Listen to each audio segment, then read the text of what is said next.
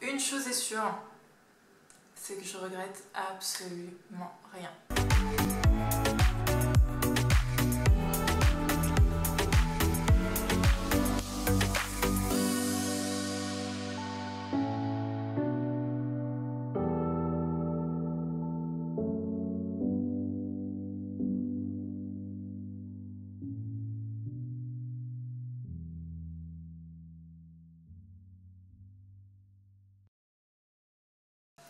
Salut tout le monde, j'espère que vous allez bien. Je suis ravie de vous retrouver enfin après 9 mois post-op. Donc ça fait 9 mois que j'ai fait ma chirurgie et vous pouvez voir mon petit nez.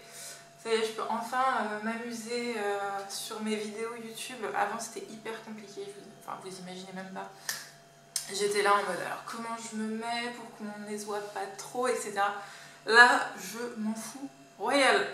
Donc ça va être beaucoup plus simple, je pense que la vidéo va aller beaucoup plus vite. Bref, c'est parti, on commence tout de suite dans le vif du sujet parce qu'il y a plein de choses à dire et je vais vous parler en fait de tout le déroulement de la chirurgie. On va partir du pré-opératoire jusqu'au post-opératoire et on va faire un bilan de tout ça.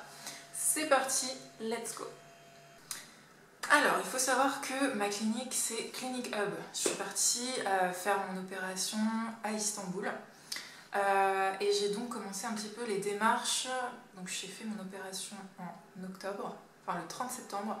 Et j'ai commencé les démarches en février de la même année. Donc là, j'ai commencé à me renseigner sur les chirurgiens en Turquie et les chirurgiens en Tunisie. Et les chirurgiens aussi en France, mais ça faisait un moment que je m'étais renseignée, je savais que ça coûtait extrêmement cher.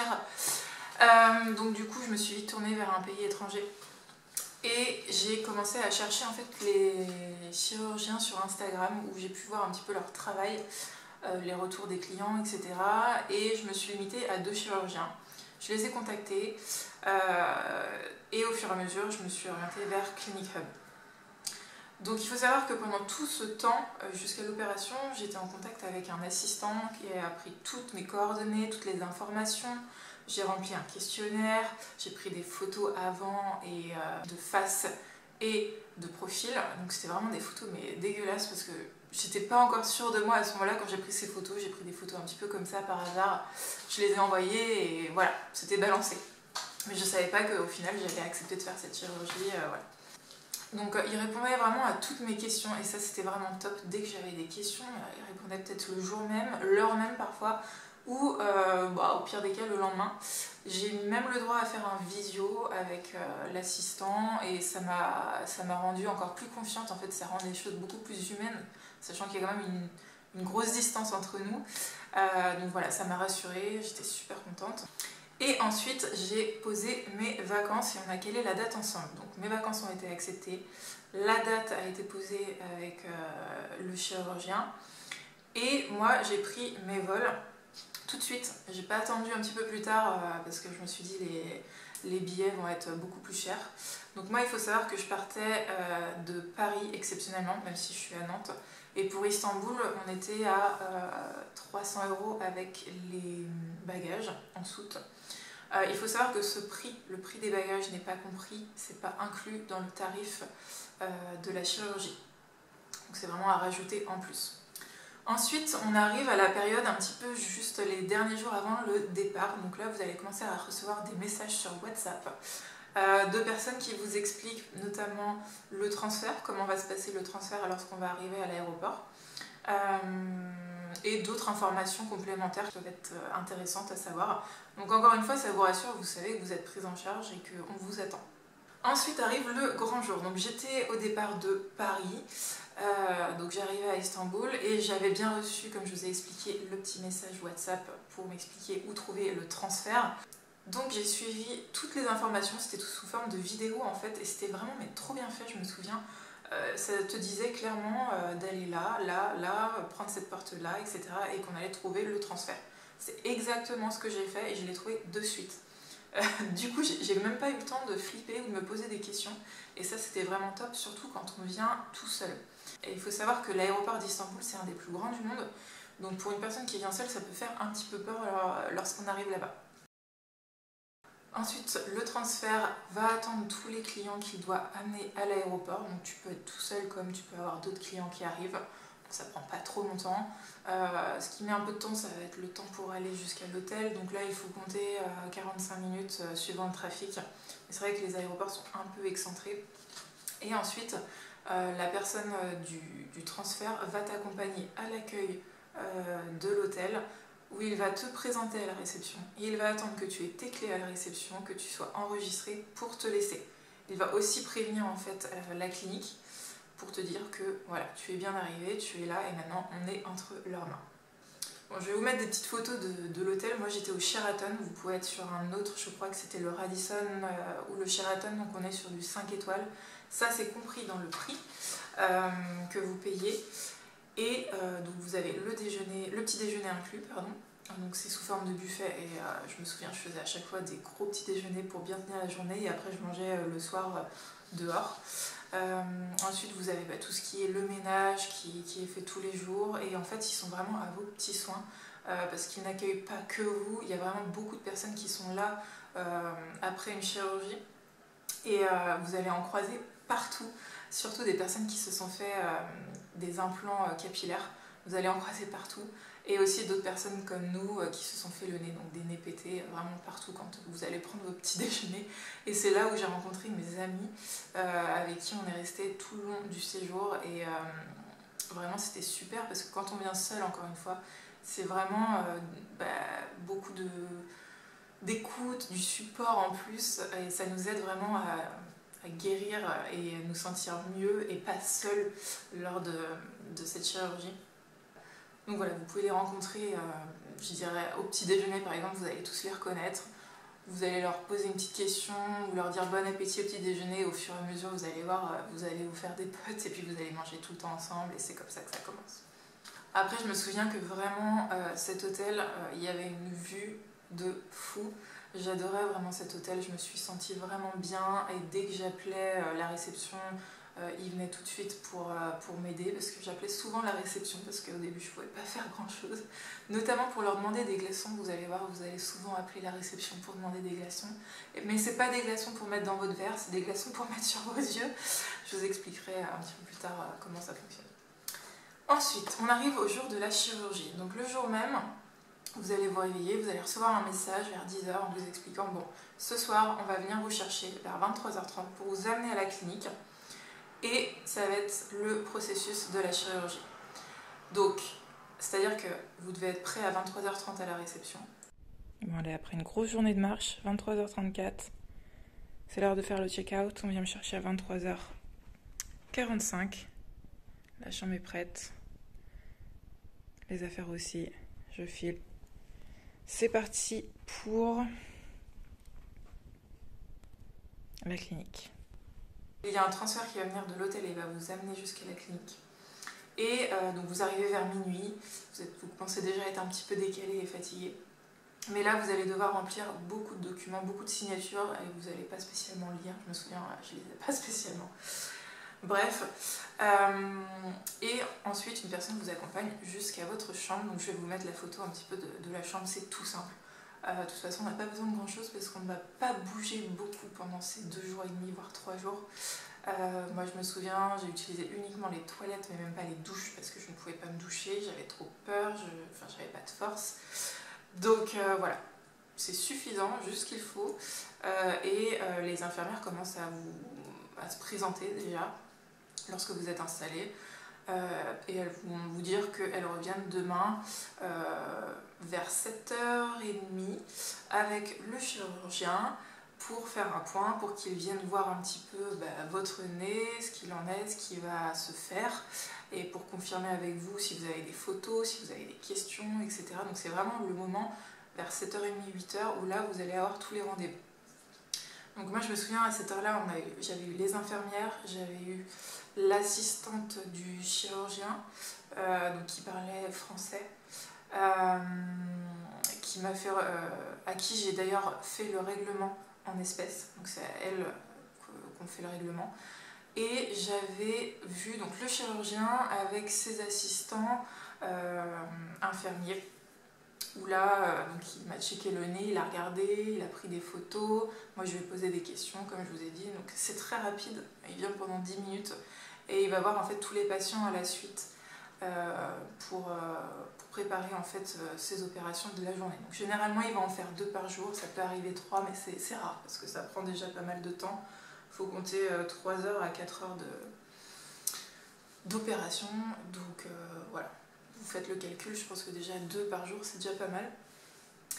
Et ensuite, on revient vers toi pour te donner la petite piqûre pour t'endormir. Donc moi je me souviens, ils m'ont dit bon vous allez être la première. Je me suis dit très bien, on commence tout de suite, je me pose pas de questions parce que je vous avouerai que la nuit d'avant, j'ai passé quand même une nuit très longue.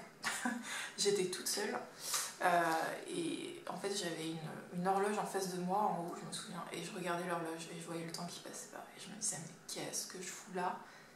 Est-ce que j'ai fait le bon choix? Mais je commence à flipper, mais ça va bien se passer. Enfin, je me posais toutes les questions du monde, ce qui est totalement normal. Mais voilà, la nuit avait été très très longue, j'avais pas beaucoup dormi.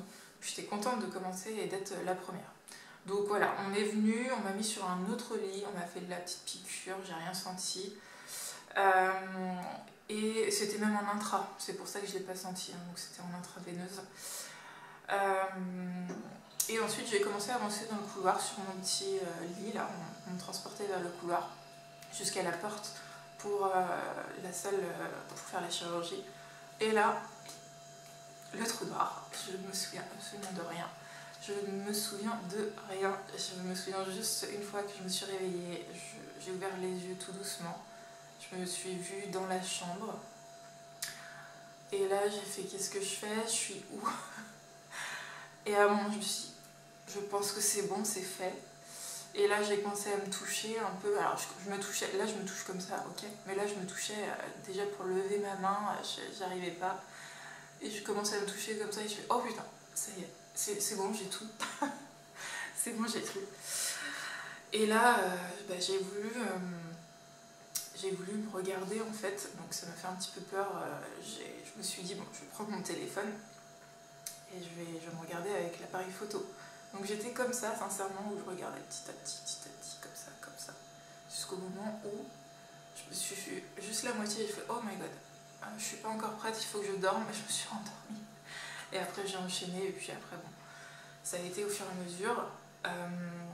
Je sais que j'ai regardé Instagram à un moment et en fait je me suis vue ma tête, parce que le chirurgien prend des photos une fois que c'est fait en fait, et j'ai vu ma tête dans la salle d'opération, opérée avec mon nouveau-né. Donc c'est comme ça que j'ai découvert mon nouveau-né au début et j'ai été choquée. Je me suis dit, oh, là, non, pas tout de suite, c'est pas tout de suite, on attend un petit peu là.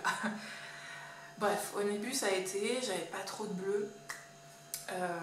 Ça allait, l'intraveineuse, vous avez l'intraveineuse, donc les antidouleurs, ne vous inquiétez pas, faites confiance aux infirmières qui viennent toutes les 3-4 heures. Elles parlent pas forcément français, mais elles parlent anglais et moi je sais qu'en fait quand j'ai mal, souvent je commence à être un petit peu, je rigole beaucoup en fait, je prends beaucoup les choses avec humour et en fait elles se tapaient des fous rires avec moi, mais je racontais des blagues, n'importe quoi, ça me détendait. Et voilà, elles venaient souvent, de toute manière vous pouvez appuyer sur le bouton s'il y a quoi que ce soit, elles viennent tout de suite. Elles sont juste à côté en fait, leur bureau est juste à côté. Et donc elles ont commencé à venir me déposer aussi le déjeuner, je crois. Non, c'était peut-être le dîner, le premier. Et là j'ai eu le dîner et en fait je pensais que j'allais pouvoir manger tout de suite, mais en fait vous avez tout ça qui est pris avec les scotch en fait, comme ça, et tout là. Mais en fait, vous galérez à manger. Alors déjà, vous n'avez pas faim. Time to eat. J'ai même pas la force de soulever ça presque. Ok. Des légumes, de la viande, du pain. Je crois que ça c'est une sorte de soupe. Et là, une petite entrée. Mais je crois que je vais pas réussir à manger. Enfin moi en tout cas, et en plus vous galérez à manger. Donc j'ai commencé à prendre déjà des petites cuillères et tout, mais déjà j'avais pas de force, parce que déjà c'est une chirurgie quand même importante, hein. Vous avez une anesthésie, donc c'est quand même lourd, hein. Et donc j'avais pas beaucoup de force, donc j'arrivais limite à prendre ma fourchette ou ma cuillère, mettre dans ma bouche. Ouais, c'était une galère pour ouvrir la bouche déjà. J'avais vu des personnes qui m'avaient dit de prendre une paille aussi pour boire de l'eau parce que c'est compliqué aussi de boire dans le verre. Donc j'avais pris une paille au début. Je pense que c'est un mauvais conseil parce que vous allez voir, moi en fait je n'arrivais pas à faire le comme ça tirait de partout. C'était impossible. En fait toute votre peau elle a plus d'élasticité, je sais pas comment vous dire, et ça met du temps à se remettre et en fait tout est anesthésié déjà et vous n'avez plus d'élasticité, il faut tout refaire petit à petit en fait. Mâcher, etc. Il faut la refaire. Et du coup, moi, quand j'essayais de mettre là, quand j'essayais de mettre pour boire de l'eau, j'étais là, non, mais j'arrive pas, ça sert à rien son truc et tout. Donc j'ai tout lâché et j'ai commencé à boire un verre d'eau et vraiment doucement. Vous allez voir, vous allez sûrement perdre un petit peu de poids lorsque vous allez avoir cette chirurgie. C'est pas le but du tout, mais c'est parce que déjà vous allez manger moins, parce que vous galérez, vous n'avez pas d'appétit et aussi ça fait travailler énormément votre corps. Donc, comme je vous dis, c'est une chirurgie lourde, donc ça impacte quand même fortement votre corps. Donc, il y a des effets. Donc, au fur et à mesure, vous allez voir, vous allez pouvoir manger un petit peu plus. De toute manière, c'est de la nourriture pas exceptionnelle, hein, mais c'est mangeable, il n'y a pas de souci. Et c'est mou, donc voilà, c'est fait pour. Vous n'avez pas besoin de ramener à manger à côté ou quoi que ce soit. Et après, les infirmières aussi viennent. Alors, ça, c'était quelque chose d'assez fou, je ne savais pas. En fait, elles ont pris des gants transparents. Elles ont mis de l'eau et des glaçons dedans. Donc, il faudrait que je vous trouve une photo de l'image parce que c'est quand même assez drôle l'image. Et en fait, ça va vous... Elle va l'agrafer, enfin, elle va l'enrouler à un cordon en fait qu'elle va, je sais pas, mettre derrière vous pour que ça tienne en fait à votre oreiller. Et en fait, ça va poser comme si vous avez les deux, enfin, je sais pas, un pouce et puis un autre doigt comme ça. Ça va vous les poser avec les glaçons sur vos yeux sans que ça vous brûle en fait. Et là, je vous jure, elle est partie après, j'ai rien compris, elle m'a dit de fermer les yeux. Elle m'a posé ça. Elle n'est pas revenue pendant je sais plus combien de temps. Je me suis dit, mais qu'est-ce que je dois faire, je suis le truc. Mais en fait, c'est normal, c'est juste que ça dégonfle, ça aide à dégonfler ou éviter les gonflements en tout cas, parce que moi je commençais à gonfler. J'avais pas trop de bleu pour le moment, un tout petit peu là, mais c'était léger. Mais c'est venu au fur et à mesure. Voilà, donc ça, ils le font souvent, même la nuit, et nous, après, on le demande en fait de nous-mêmes, parce que quand on voit le bien que ça nous fait, on se demande. Et c'est ça que je demandais en fait aussi à l'hôtel, c'est qu'on me ramène des glaçons pour faire ça. Ensuite, le dernier jour à la clinique, on va vous présenter les médicaments qu'on va vous laisser à l'hôtel. Donc ça va pas être les médicaments qu'on aura à l'hôtel, ils seront déposés en fait sur votre lit d'hôtel, mais elle va vous expliquer juste ce qu'il va falloir prendre, etc. et comment faire un petit peu un massage. Donc il faut savoir que moi j'avais l'attelle et puis tout ce qui est à l'intérieur aussi. Je trouve plus le nom là d'un coup. Donc j'avais vraiment le nez pris, hein. Tu respires de la bouche clairement pendant tout le temps, mais tu t'habitues vite. Elle arrête aussi la perfusion, donc moi je sais que j'avais demandé un antidouleur en plus à un moment, parce que je commençais à sentir des douleurs que je connaissais pas. Et je commençais à me concentrer, je voyais que je commençais à me concentrer parce que ça me faisait mal et tout. Je sais pas comment vous expliquer cette douleur. Pour moi je pense que je vis bien la douleur, mais c'était... comme si tout était lourd en fait, tout était lourd et je pouvais plus rien faire en fait. Je sais pas comment vous expliquer. Du coup là je sentais en fait qu'il fallait rajouter des antidouleurs. Donc ils m'ont rajouté mais pas trop, hein, bien sûr il y a des doses à respecter. Et le lendemain, donc j'ai passé 3 nuits entre guillemets. Le lendemain on est reparti à l'hôtel et là j'étais vraiment faible. Je me suis rendu compte, je pensais pas. Sincèrement, je suis quelqu'un qui fait du sport, je suis en forme d'habitude et là je m'étais pas vue comme ça depuis très longtemps.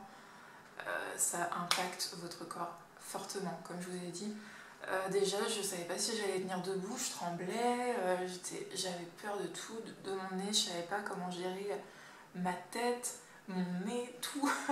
C'est des sensations très bizarres. Mais bon, après on se dit, allez, c'est bon, let's go, on s'y met, de toute façon faut y aller.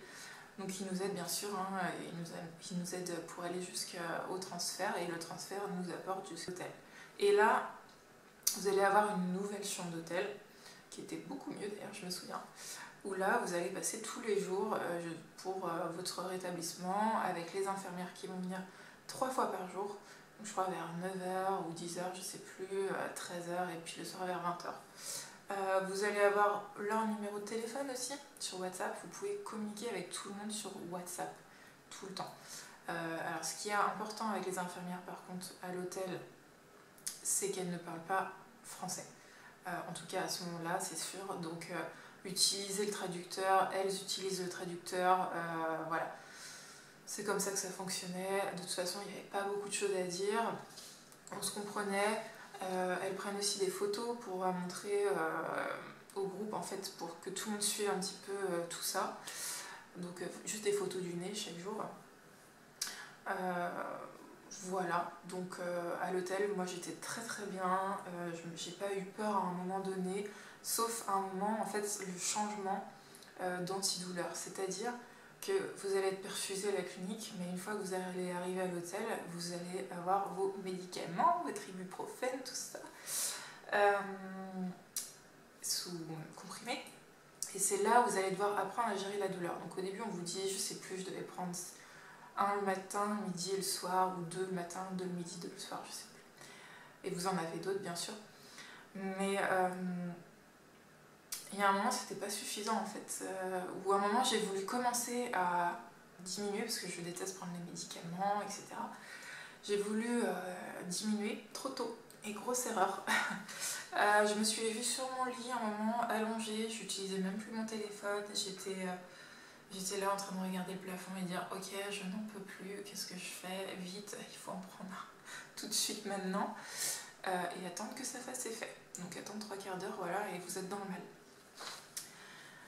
Voilà, après j'ai compris qu'il fallait que j'attende parce que mon corps était loin d'aller mieux. Voilà, c'était à 2 ou 3 jours post-op, c'était beaucoup trop tôt. D'ailleurs, je les ai arrêtés, je crois, au bout d'1 semaine et demie, voire 2 semaines. Vous allez avoir des anti-vomitifs aussi, je me souviens, comme médicament. Vous allez avoir une petite crème parce que vous aurez vos cicatrices ici, vos fils en fait qui vont partir au fur et à mesure tout seul. Donc là, il faut mettre une petite crème pour permettre de cicatriser juste ici. Du spray avec de l'eau thermale en fait dans votre nez. Alors je vous raconte pas, au tout début j'ai fait comme ça en train d'essayer de mettre du spray dans mon nez parce que vous avez en fait les mèches à l'intérieur de votre nez, donc ça va vous faire des trous pour laisser passer en fait à l'intérieur pour nettoyer.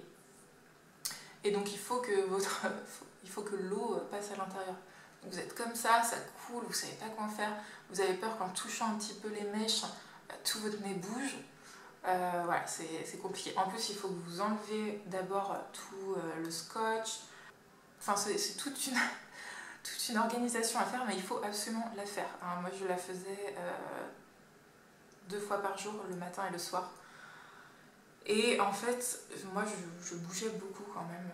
Je me suis dit tout de suite, moi, je veux visiter, je veux faire plein de choses ici, malgré que je sois comme ça. J'ai eu la chance de rencontrer de bonnes personnes à Istanbul pour pouvoir bouger, qui m'ont fait visiter énormément de choses. À contrario de mes copines que j'ai rencontrées qui se sont refait le nez aussi mais qui restaient à l'hôtel. Mais ça c'est après en fonction de votre forme, c'est vos choix, etc. Mais moi je revenais des fois, j'avais le nez en sang en fait.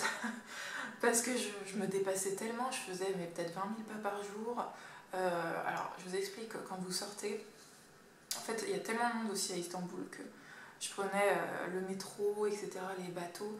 En fait vous avez peur. Donc moi je me tenais, en fait j'étais souvent comme ça. Donc, on avait les masques en plus à cette période, donc je me tenais comme ça parce que j'avais peur que mon nez tombe. Vous avez une sensation de nez qui va tomber au début et ça vous fait très bizarre. À chaque pas que vous allez faire, vous vous dites ça y est, ça lâche. Non, il est toujours là, il tient, mais c'est une sensation que vous ne connaissez pas et ça vous inquiète en fait.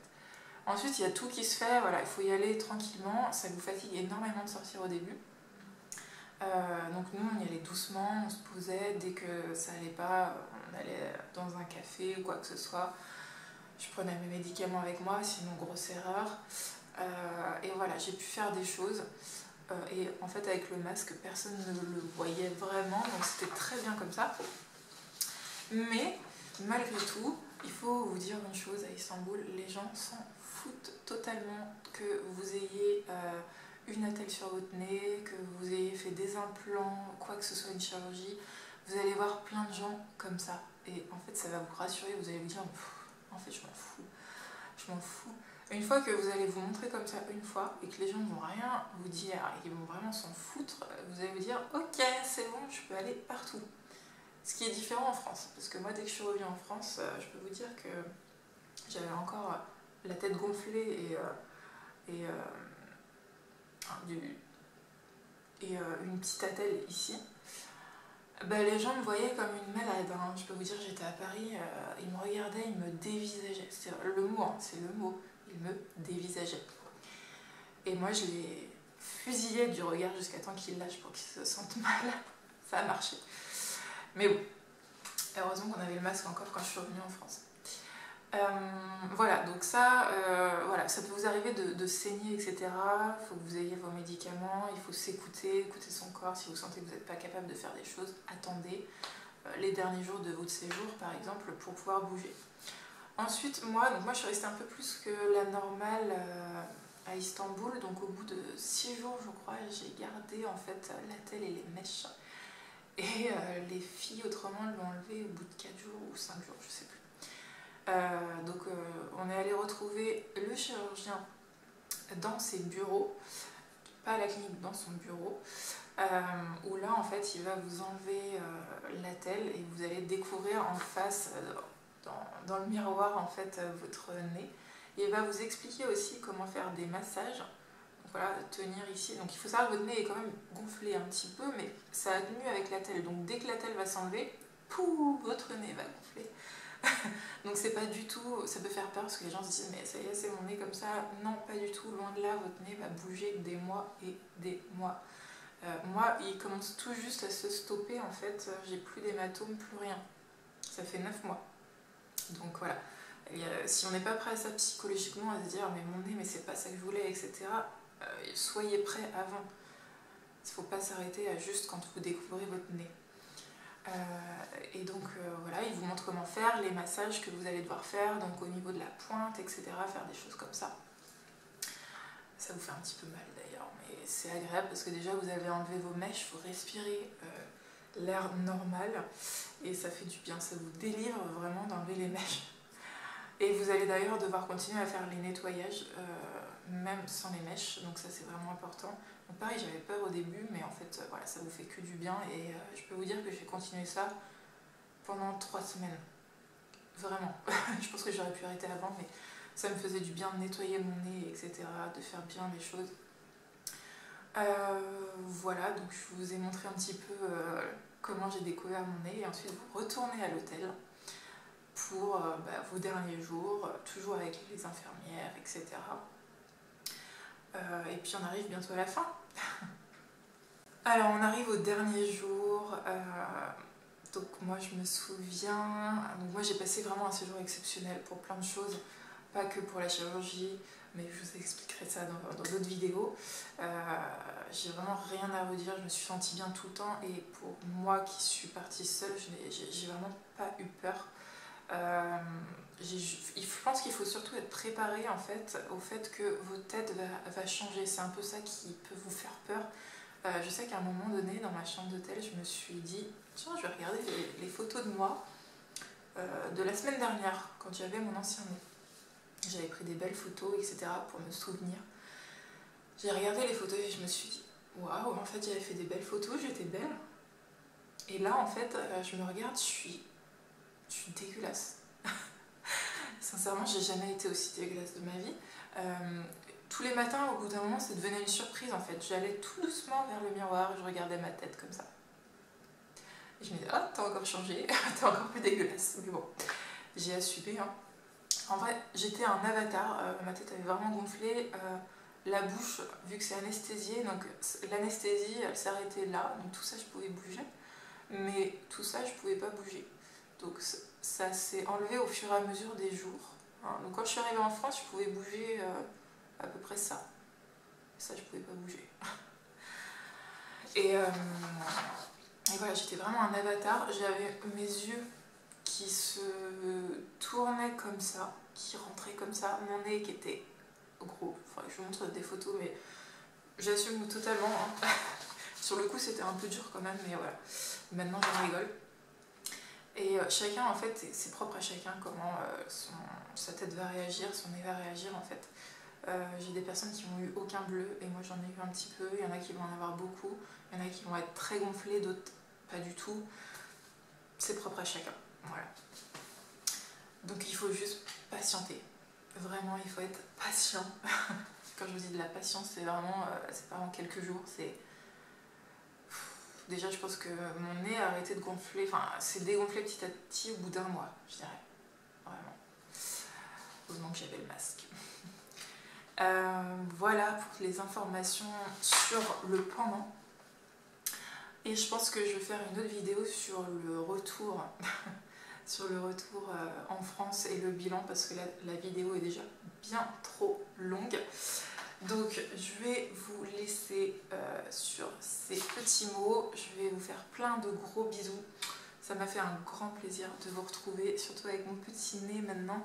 La vidéo, c'est vraiment beaucoup plus simple pour moi de faire une vidéo. Et n'hésitez pas à me poser vos questions en commentaire, parce que je ferai une FAQ sur une autre vidéo aussi. J'ai répondu déjà à pas mal de questions sur mes réseaux sociaux, sur Instagram, donc vous pouvez checker aussi. Je vous mets le lien de toute façon dans la barre d'infos, mais n'hésitez pas, renvoyez-moi vos questions en commentaire et j'y répondrai sur la FAQ. En attendant, je vous souhaite une très belle journée et je vous fais plein de gros bisous.